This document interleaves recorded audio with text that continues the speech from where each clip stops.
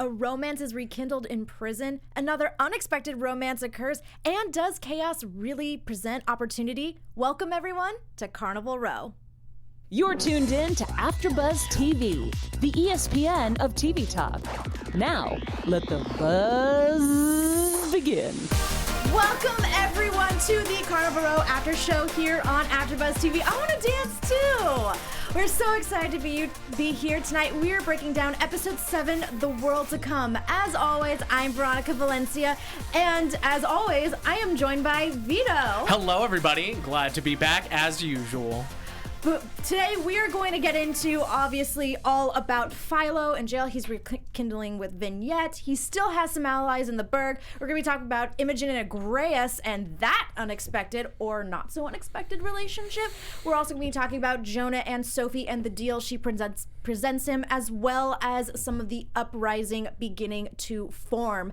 Vito also will present us with some news about more upcoming seasons, possibly, and we will also take a walk down Mythical Row. But before we get into any of that, Vito, all right, tell me your thoughts on this episode.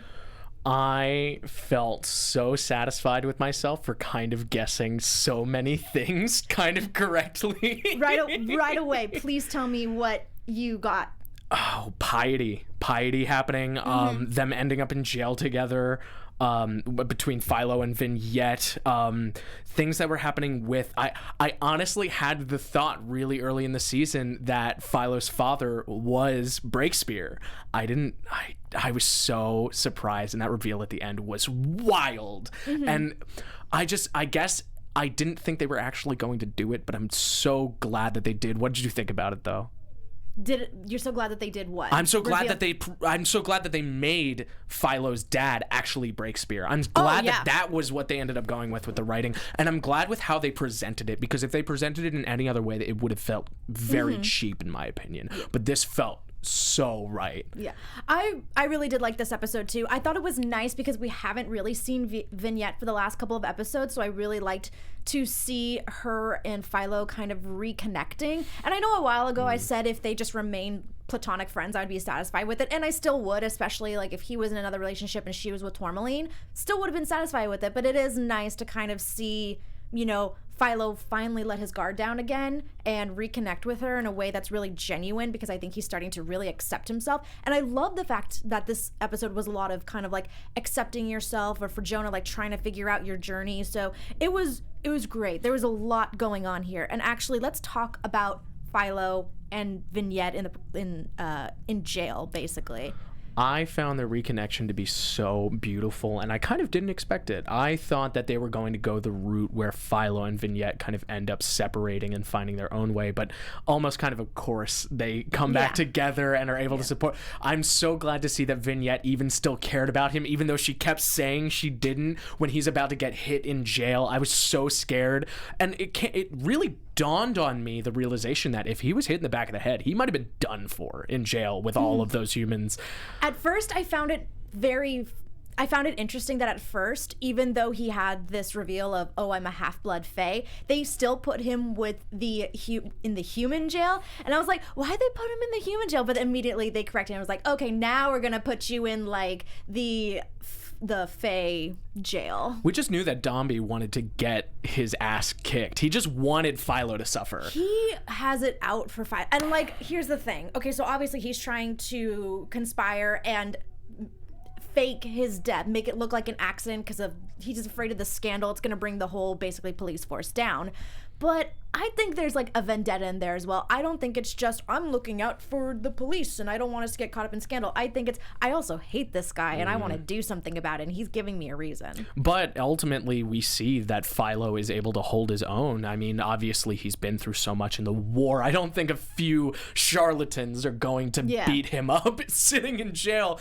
But I just love how they've developed Philo into this far into the series, because I think they could have gone very shallow with him, but we see all throughout this episode his acceptance of himself and the acceptance of who he really is.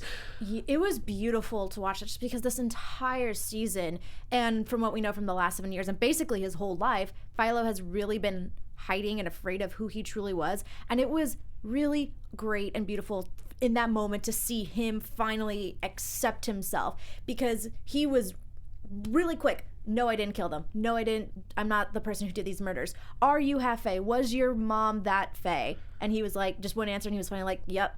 And he knew his place with Portia too, which I thought was very, very good that he defined that as much as he did, regardless of Portia trying to turn back what she said to kind of earn his love again. He was so obviously seeing, even if she turns back from what she originally said, she still had the thought. She's still always going to think that way. And the only person who ever fully accepted me was Vignette.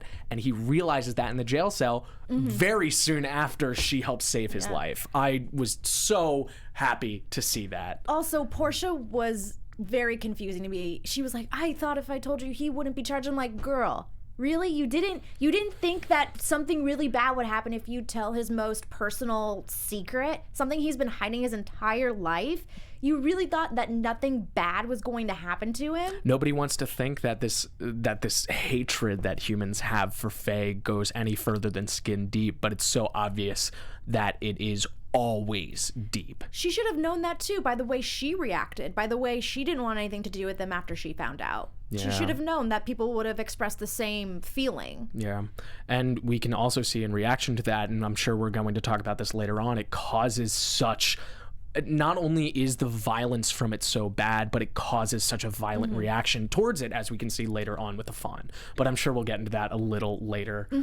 I just want to quickly, one last thing about Philo in jail. You know, as much as society in general really hate the Fae, there are still some people that are allies to Philo, and we see that in Barrack when he's basically warning him like, hey, Dombey's up to something. And that was a good example of basically what everyone was saying over and over again this entire episode of, oh, how could they think this of you? They know you, they've worked with you their entire life. And he was the example of like, hey, I do know this guy, I do work with him, and I don't think that he is this killer. Yeah, but how much does it really matter when you don't have power behind you? As we've seen so many times, it seems in fact that the more you have power, at least in this universe, the way that they've written these characters, the more likely you are to hate Fae, or at least your opinions are more likely to have sway towards that way. And we can see that with Dombey, we can see that with the head of the police force, we can see that with when we go back to Longerbane, we can see that with so many different people in power,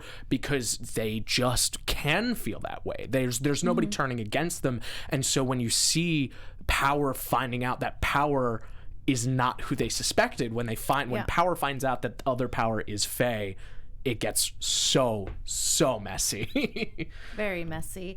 I just want to give a quick shout out to everyone in our chat. We are reading channels Ivan, Billie Jean Girl 24, as well as ER's grandpa, and I want to say both Billie Jean Girl and ER's grandpa are saying the kind of same thing about Portia, like it wasn't her secret to tell. And I was mad at Portia for thinking that too. She lit the match and can't put out the fire. Yeah, and shout out to you guys for staying with us for the past all of the episodes so far and going into our last episode. Thank you guys for sticking around. We're glad to have you guys. I really don't know where all of this is going to go with how much hatred there is for the Fae in this. And I was really excited towards the end of this episode to see where Philo's path ends up towards his placement in this society. I like how you're saying, there's a lot, and it's true, is a lot of hate for the Fae, but we finally found someone else as well that is starting to not so much hate the fawn or the Fae folk, and that's Imogen. Yeah, Imogen has come very far. Okay, here's the thing. I totally saw this storyline coming from the moment that they introduced this kind of like partnership between them, or this deal that they had. I was like, oh, this is going to turn into one of those like opposite attracts. She's going to really start to like him. And even though I saw this coming, I didn't mind it because I wanted to see Imogen's growth as a character. I agree, and I'm not going to lie, I did not see this coming. You have better instincts towards romantic story plots, I think, in this situation, because I did not know where this was going to end up, and it definitely, it surprised me in a good way. And it made me so happy to see that those two found their kind of thing, their kind of happiness with each other. But I just could tell immediately as soon as they started that it was going to end very ugly. Oh, very ugly, because Ezra, her brother, clearly doesn't want anything to happen. You know, he goes so far, even though she, you know, after the auction is so happy, she's starting to realize that basically everyone sucks. No one ever accepted her. No one ever took her seriously. So it's kind of nice to see her realizing all that and being like, I don't need this. But at the same time, Ezra's like, you have to break free of this deal, because it's going to be nothing but scandal. It's going to be nothing but embarrassment and laughs. And she just wants to see Ezra go through the same kind of empathy that she does, but it's so obvious the wall that he puts up immediately to any idea of her having any more than the barest amount of acquaintance with Agreus. See, I think it's interesting that you bring up she wants him to kind of have the same feelings. Where I'm looking, I'm like, I don't know what she's kind of expecting when it comes to her brother. Like, she's obviously keeping this a secret for good reason, because she knows he would blow up. Mm-hmm. But I kind of don't know if she ever, I don't want to say consider him as like she needs to consider him, but just where it was going to go had what happened in the next episode not happened, and we'll get into that later. Mm-hmm. Also, Channels brings up a good point. He was jealous because he was not having any relationship, and I think that is also partially true. And also, Ivan and ERs, I see you both. I understand it was obvious, but look, I like being surprised. There are some things here. No, it's true. There are some things that are very obvious to other people, and some things go over your head. You, Vito, had mentioned you saw Piety coming from the get-go. I didn't. It took me a while into the season until I was like, oh my gosh. I also have to admit something. I was looking up the Dark Asher at some point, and I saw one line. It was in the wiki. It just had the name Piety on it, and I was like, oh no. It wasn't a direct spoiler, but like I kind of had suspects from then on, and I was a little upset. But I don't normally get that upset about spoilers, and I wasn't that upset this time around, because it was still super satisfying the way they're handling her character up through this scene. Oh gosh, and they finally say the witch's name. They finally say the Harrispeck's name. Her name's Oif. I know. I had to like spell it out in a way that I could understand it, but we'll go into that a little bit more in the next episode. But one last thing on Imogen and Agreus.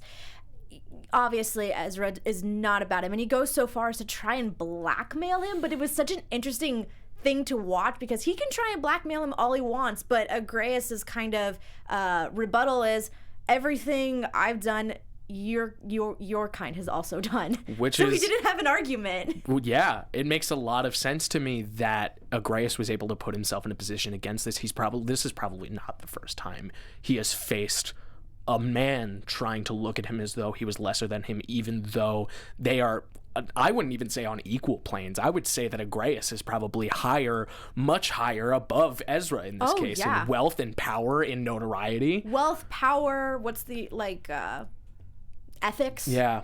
He's higher than him in every single way, and that's probably killing him inside too. It's because here's someone who is not accepted by society prospering, and here he is basically about to lose everything. It's obviously also jealousy. Also, I wanted to bring up the painting and the light bulb. How did you feel about the painting and then introducing electricity into the world? How did you feel about that?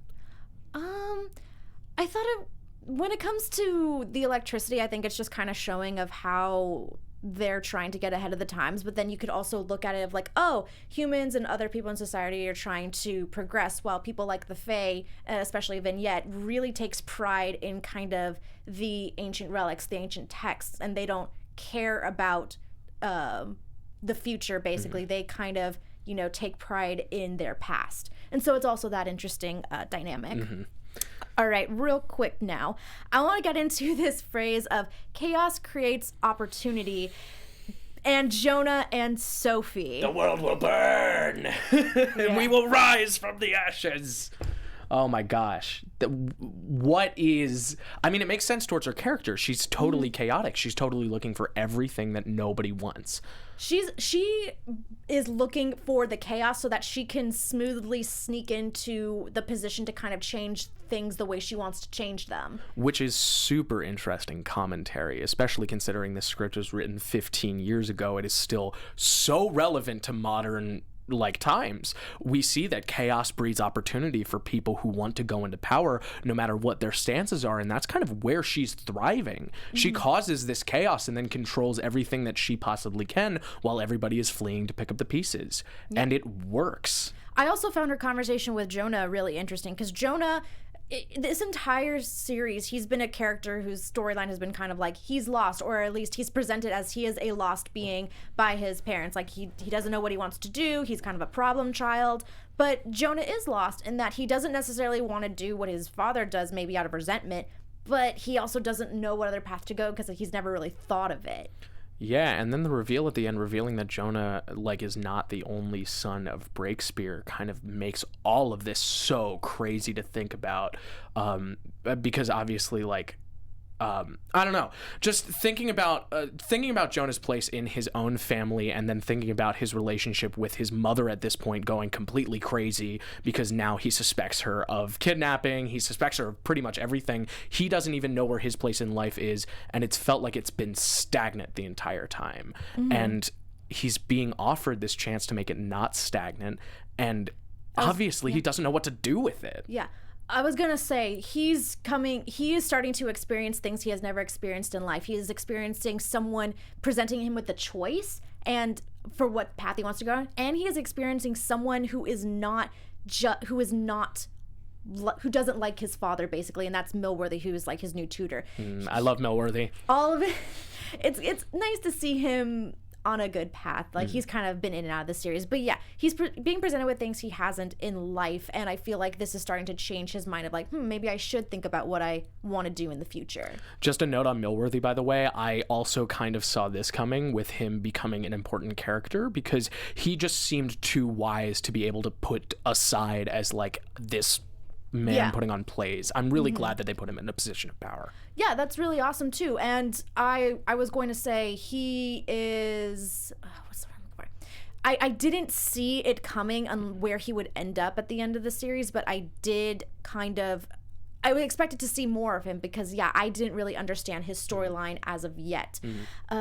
So yeah, that's kind of the main things. We will talk about the uprising a little bit in the next episode because it's bigger there. But for right now, Vito, what news do you have for us today? So we have some very fun news to share, specifically AfterBuzz TV News about the watching of this show so far. So there is an article from BGR talking about the 15 most watched shows from Netflix, Amazon, and other top streaming services, and it looks like in the past few weeks, Carnival Row has hit the top of the charts. It seems like this is the top watched show in the past few weeks, and I'm very excited about that. In general or for Amazon? Just for all streaming services, which is wild to me because it was getting horrible critical reception, and we go back to what I mentioned in the first few episodes in seeing this is honestly a much bigger story than critics were giving it credit for. People want this, and people want more of this, and luckily I think we will be getting more of it, but we'll talk about that next episode. That's the news for this week. Thank you. And you know what? You want to take a walk? Let's take a walk down Mythical Row. That's such a pretty sound effect. That is. So this week we will be covering the idea of dark ashers and flesh golems. So the dark asher is explained as a golem of flesh that is fashioned out of the limbs of the dead, as we already know. They're tied to their master, cannot die while their master remains alive, and have no thoughts of their own, only those of their master. This is very relevant to the idea of flesh golems, which is a very popular creature in Dungeons and Dragons and plenty of other tabletop RPGs, but there are a few distinct differences. For instance, while typically mindless, a flesh golem would sometimes possess the memories of the beings from which it was created. I'm very interested to see if we get to see that in the future involving the Dark Asher. And in such instances with this, they might even eventually become an intelligent, free-willed being. So with the introduction of a Dark Asher and the flesh golem kind of style, we can see that there's possibly room for more undead ideas to come into this show and in this universe, and I wonder if they're going to delve more into the idea of undeath, death, and the afterlife, especially with seeing everything that happens with the Haruspecs and the spells that she casts and the magic that they use in the show. I'm very much looking forward to myself. It's one of my favorite sides of magic, and I hope we get to see more of it in the future. I would too, and I would be very curious to see more of that, because right now we mainly deal with 2 types of mythical creatures, so it'd be nice to get an introduction to something else in a future season. I agree. So I really hope we do get that. I think we're going to have a lot of fun in the next season. Oh, I'm very excited. Very excited. And I'm so excited that we got to talk about this episode, and even more excited to talk about the next episode. It's the finale, people. Because it's the finale. Thank you, everyone, so much for tuning into our coverage of episode 7 of Carnival Row. Vito, where can the fans find you on social media? You can find me on social media at Instagram and Twitter at vscutti, at vscutti. And I'm Veronica Valencia. You can find me on Twitter and Instagram at it's me, Veronica_V. Just so you know, if you are watching on YouTube right now, be sure to like this video, give it a thumbs up, and subscribe to our channel. Always get involved in the conversation, leave us a comment. And if you're listening on iTunes, give us a 5-star rating, because 1 through 4. Oh my gosh, 1 through 4 don't work. 5 works. 5 works. All right, we'll see you later, everyone. Thank you. See you guys in a few minutes. Our founder, Kevin Undergaro, and me, Maria Menounos, would like to thank you for tuning in to AfterBuzz TV. Remember, we're not just the first, we're the biggest in the world, and we're the only destination for all your favorite TV shows. Whatever you crave, we've got it. So go to AfterBuzzTV.com and check out our lineup. Buzz you later. The views expressed herein are those of the hosts only and do not necessarily reflect the views of AfterBuzz TV or its owners or principals.